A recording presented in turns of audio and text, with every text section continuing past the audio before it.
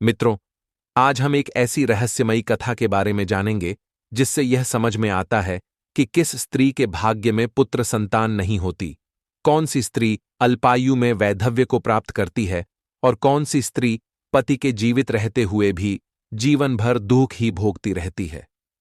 बहुत प्राचीन समय की बात है। माता लक्ष्मी एक दिन भगवान विष्णु के पास गईं। उनके मन में 3 प्रश्न थे जिन्हें वे लंबे समय से जानना चाहती थीं। भगवान विष्णु के सामने हाथ जोड़कर उन्होंने कहा, प्रभु, आज मैं आपसे 3 प्रश्न पूछने आई हूं। कृपा करके इनके उत्तर मुझे दीजिए।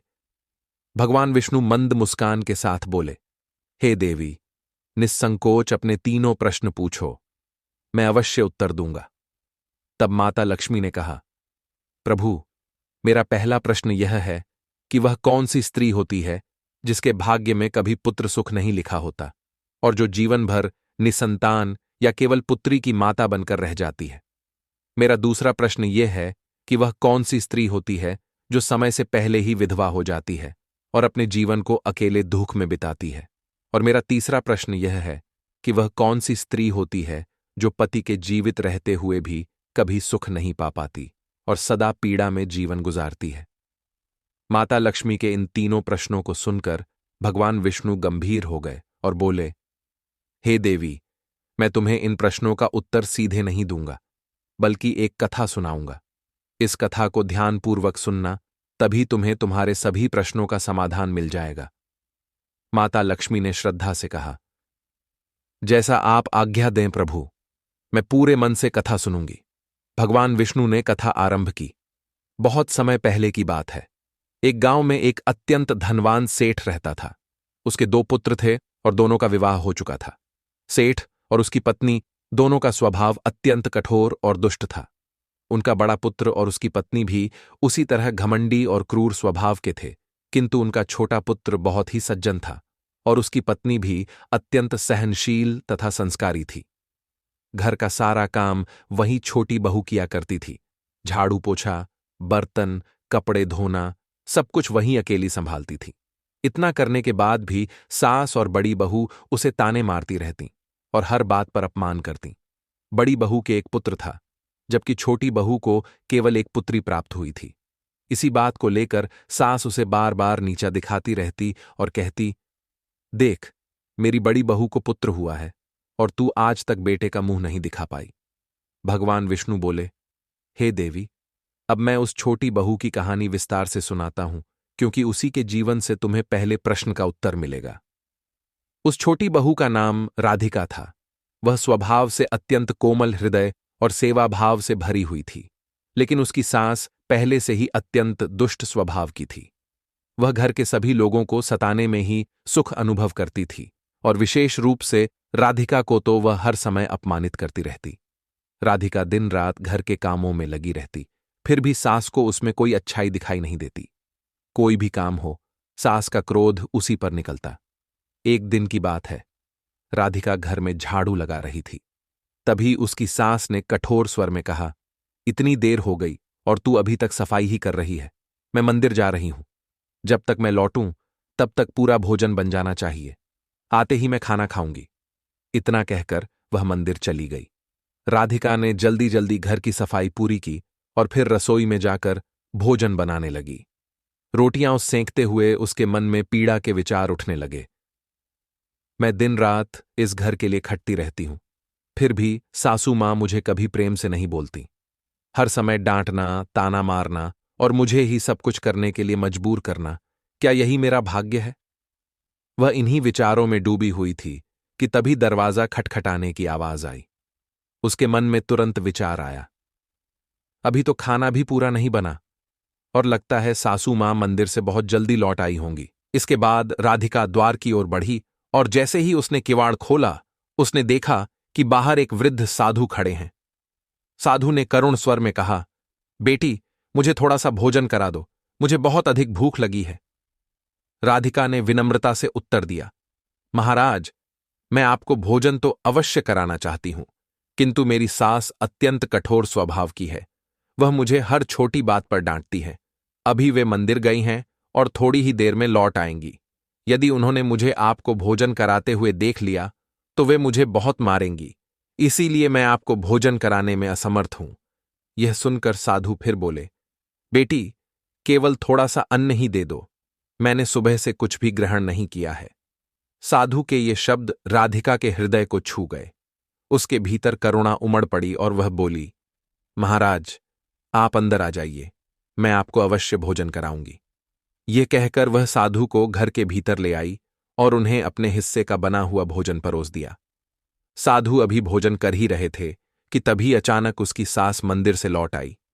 जैसे ही उसकी दृष्टि साधु पर पड़ी, वह आग बबूला हो गई और क्रोधित स्वर में चिल्लाई, यह मेरा घर है, कोई धर्मशाला नहीं कि जो चाहे आकर यहां खा पी कर चला जाए।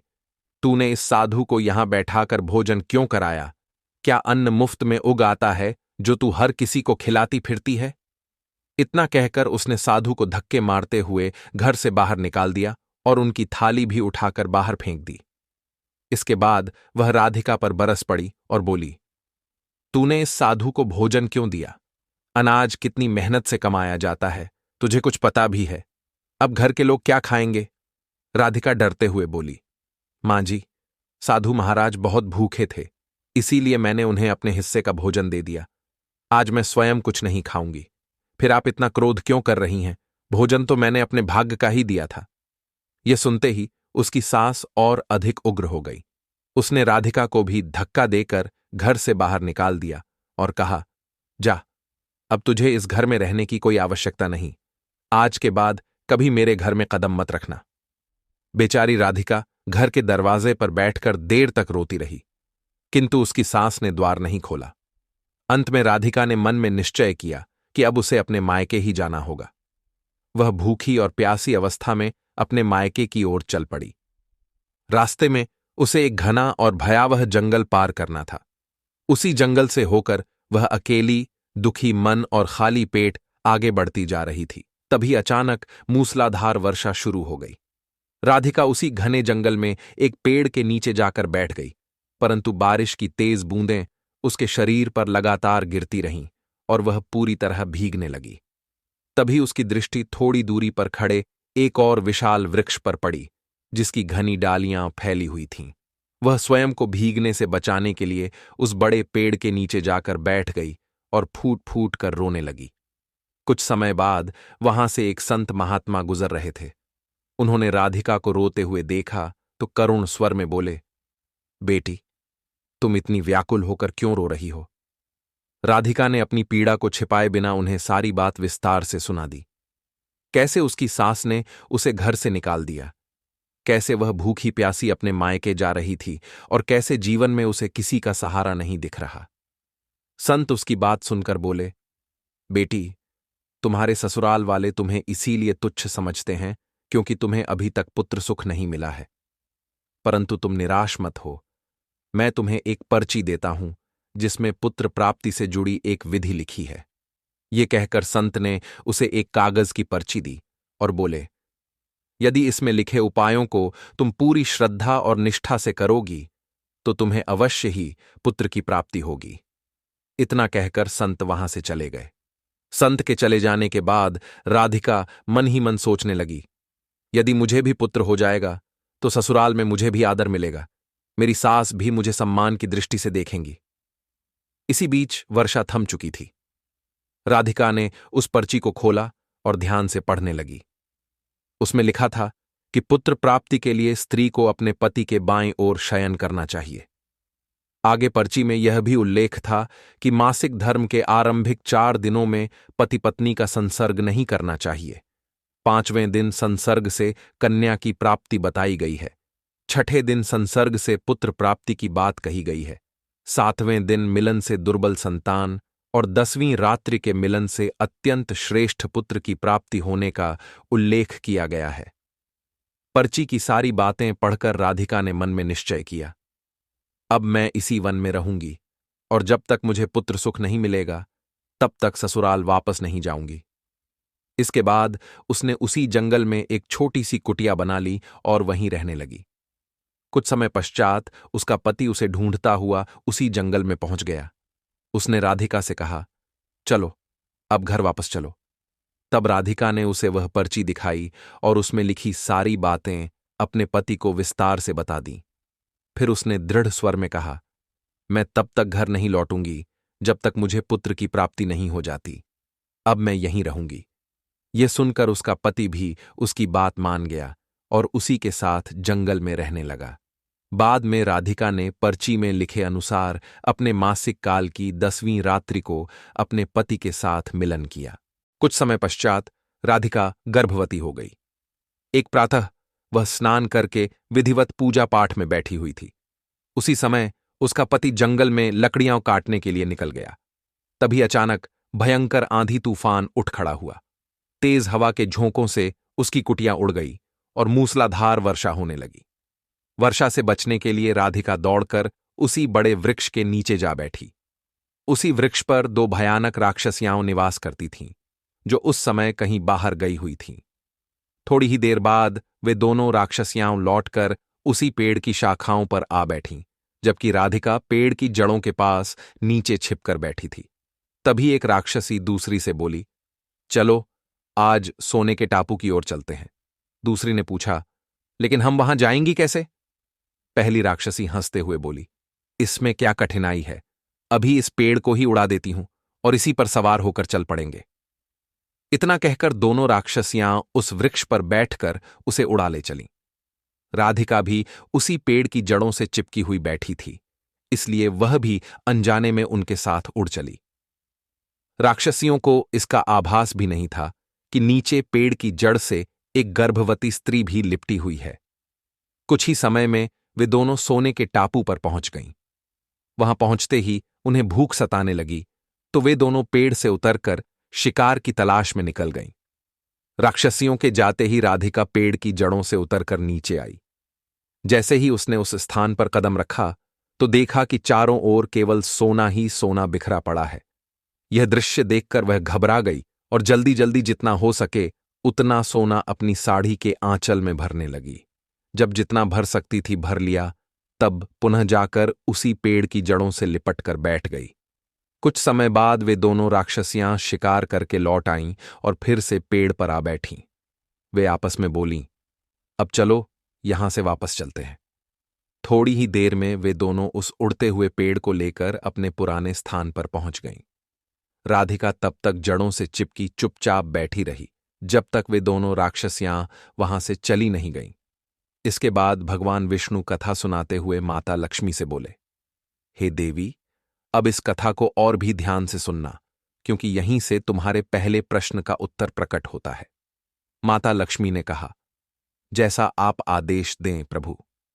भगवान विष्णु आगे बोले, जब राक्षसियां वहां से चली गईं, तब राधिका उस पेड़ से नीचे उतरी और अपने आंचल में भरे हुए सोने को संभालती हुई सोचने लगी, यदि मैं यह सारा सोना घर ले जाऊंगी तो मेरी सास मुझे बहुत मान देंगी, मुझे ताने नहीं मारेंगी और मुझसे घर का सारा काम भी नहीं करवाएंगी। उसी समय उसका पति भी लकड़ियां काटकर जंगल से लौट आया। उसने आश्चर्य से पूछा, तुम इतना सारा सोना कहां से लाई हो? तब राधिका ने उसे राक्षसियों और सोने के टापू की पूरी घटना सुना दी और कहा, अब चलो हम घर चलते हैं। उसका पति सहमत हो गया और दोनों अपने घर की ओर चल पड़े। घर पहुंचते ही राधिका ने सारा सोना अपनी सास के सामने रख दिया। इतना अधिक स्वर्ण देखकर उसकी सास अत्यंत प्रसन्न हो गई और उससे पूछने लगी, इतना सारा सोना तुम कहां से लाई हो? राधिका ने पूरी राक्षसी वाली बात उसे भी सुना दी। यह सब सुनते ही उसकी सास ने सोना अपने कब्जे में ले लिया और तिरस्कार से बोली, इतने से क्या होगा? जब वहां इतना ढेर सारा सोना था तो तू और अधिक क्यों नहीं लाई? इतना थोड़ा सा लेकर क्यों लौट आई? इस पर राधिका ने विनम्र स्वर में कहा, मां जी, इतना सोना भी बहुत है और अधिक लाती तो क्या होता? तब उसकी सास गुस्से से बोली, तुझे और अधिक सोना लेकर आना चाहिए था, ताकि हमारी 7 पीढ़ियां बैठकर खाएं और फिर भी सोना समाप्त न हो। अब देखना, इस बार मैं स्वयं जाऊंगी और ढेर सारा सोना लेकर आऊंगी। राधिका ने डरते हुए कहा, नहीं मां जी, आप वहां मत जाइए, वहां तो जान का भी बड़ा खतरा है। परंतु उसकी सास ने उसकी एक न सुनी और हठ करते हुए बोली, मैं अवश्य जाऊंगी और बहुत सारा सोना लेकर ही लौटूंगी। इस प्रकार वह राधिका की बात न मानकर उसी जंगल में पहुंच गई और ठीक उसी पेड़ के नीचे जाकर बैठ गई जहां कुछ दिनों पहले राधिका बैठी थी और जहां से राक्षसियां उसे सोने के टापू पर ले गई थीं। कुछ समय तक वह स्त्री पेड़ की जड़ों के पास बैठी रही। थोड़ी ही देर में वे दोनों राक्षसियां फिर वहां आ पहुंचीं और उसी पेड़ की शाखाओं पर बैठ गईं। तभी एक राक्षसी दूसरी से बोली, आज सोने के टापू पर नहीं चलेंगे, आज नदी के किनारे चलते हैं, वहां मछलियां खाएंगे। इतना कहकर वे उस पेड़ को लेकर नदी की ओर उड़ने लगीं। तभी उसकी सास अचानक जोर से बोल पड़ी, तुम दोनों इस पेड़ को सोने के टापू की ओर क्यों नहीं ले जा रही हो? जैसे ही ये शब्द उसके मुंह से निकले, उन दोनों राक्षसियों की दृष्टि नीचे पड़ी। उसकी सांस के मन में घबराहट भर गई। अरे, यह मैंने क्या कह दिया? अब तो ये राक्षसियां जान जाएंगी कि इस पेड़ पर कोई और भी है। राक्षसियों ने देखा कि सचमुच पेड़ पर एक स्त्री बैठी है। क्रोध में आकर उन्होंने पेड़ को जोर से झटका। वह स्त्री संतुलन खो बैठी और नीचे गिर पड़ी, जिससे उसकी वहीं मृत्यु हो गई। जब घर वालों को उसकी मृत्यु का समाचार मिला, तो सभी लोग उस स्थान पर पहुंचे। राधिका दुखी स्वर में बोली, मैंने सासू मां को समझाया था कि वहां मत जाइए, पर वे सोने के लोभ में चली गईं। अब इस लालच का फल उन्हें स्वयं भुगतना पड़ा। भगवान विष्णु आगे बोले, इस प्रकार उसकी सास की मृत्यु हो गई। इसीलिए मनुष्य को कभी भी लालच नहीं करना चाहिए। कुछ समय पश्चात राधिका ने एक सुंदर पुत्र को जन्म दिया। पुत्र की प्राप्ति के बाद वह अत्यंत प्रसन्न हुई और उसने अपने घर में एक विशाल भोज का आयोजन किया। उसने अनेक पंडितों और संत महात्माओं को आमंत्रित कर उन्हें प्रेमपूर्वक भोजन कराया। सभी संतों ने उसे भरपूर आशीर्वाद दिया। उधर सेठ के बड़े बेटे की बहू, जो हमेशा राधिका को पुत्र न होने का ताना दिया करती थी, अब उसका मुंह सदा के लिए बंद हो गया। तब भगवान विष्णु माता लक्ष्मी से बोले, हे देवी, मेरी कथा यहीं समाप्त होती है। अब मैं तुम्हारे तीनों प्रश्नों का उत्तर देता हूं। तुम्हारा पहला प्रश्न था, वह कौन सी स्त्री होती है जिसके भाग्य में पुत्र प्राप्ति नहीं होती? तो सुनो, जो स्त्रियां संत द्वारा दी गई पर्ची में लिखी बातों के विपरीत आचरण करती हैं, उनके भाग्य में पुत्र सुख नहीं होता। इसके अतिरिक्त जो स्त्रियां अपने पति का सम्मान नहीं करती, उनसे सदा झगड़ती रहती हैं और मन ही मन अपने पति से नाराज रहती हैं, उनके भाग्य में भी पुत्र की प्राप्ति नहीं होती। इसीलिए प्रत्येक स्त्री को अपने पति का आदर और सम्मान करना चाहिए। तुम्हारा दूसरा प्रश्न था, वह कौन सी स्त्री होती है जो समय से पहले विधवा हो जाती है और जीवन भर दुखी रहती है? जो स्त्रियां पति के जीवित रहते हुए भी मांग में सिंदूर नहीं लगातीं, मंगलसूत्र धारण नहीं करतीं, पति के कहने पर भी उसकी बात नहीं मानतीं और पराये पुरुषों से अनुचित संबंध बनाती है, ऐसी स्त्रियां अल्पायु में वैधव्य को प्राप्त होती हैं। इसलिए प्रत्येक विवाहित स्त्री को पतिव्रता जीवन जीना चाहिए और अपने पति के अतिरिक्त किसी अन्य पुरुष की ओर दृष्टि भी नहीं उठानी चाहिए। अब तुम्हारे तीसरे प्रश्न का भी उत्तर सुनो। तुमने पूछा था कि वह कौन सी स्त्री होती है जो पति के होते हुए भी सदा दुखी जीवन बिताती है और जिसे कभी सुख नहीं मिल पाता। तो जान लो, यह वे स्त्रियां होती हैं जो प्रातःकाल बहुत देर तक सोई रहती हैं, सुबह 8-9 बजे के बाद उठती हैं, स्नान किए बिना ही रसोई का काम शुरू कर देती हैं, न तो पूजा पाठ करती हैं और न ही घर के ईश्वर का स्मरण करती हैं। इसके अलावा यदि उन्हें कहीं जाना होता है तो वे अपने पति से अनुमति लिए बिना ही निकल जाती हैं और पति के मना करने पर भी उसकी बात नहीं मानती। वे पति के शब्दों का आदर नहीं करती और हर बात में अवज्ञा करती रहती हैं। ऐसी स्त्रियों के जीवन में कभी भी सुख नहीं आता और वे सदा दुखी ही रहती हैं। भगवान विष्णु आगे बोले, इसीलिए एक पतिव्रता स्त्री को सदा चरित्रवान, संयमी और मर्यादित रहना चाहिए। उसे प्रातःकाल शीघ्र उठकर स्नान आदि करके ईश्वर का स्मरण करना चाहिए, पूजा पाठ करना चाहिए और उसके बाद ही भोजन बनाना चाहिए। ऐसा करने से घर में सुख शांति बनी रहती है। साथ ही उसे माता लक्ष्मी की भी श्रद्धा भाव से आराधना करनी चाहिए, जिससे माता लक्ष्मी प्रसन्न होती हैं और घर में धन धान्य तथा खुशहाली बनी रहती है। मित्रों, आपको यह कथा कैसी लगी?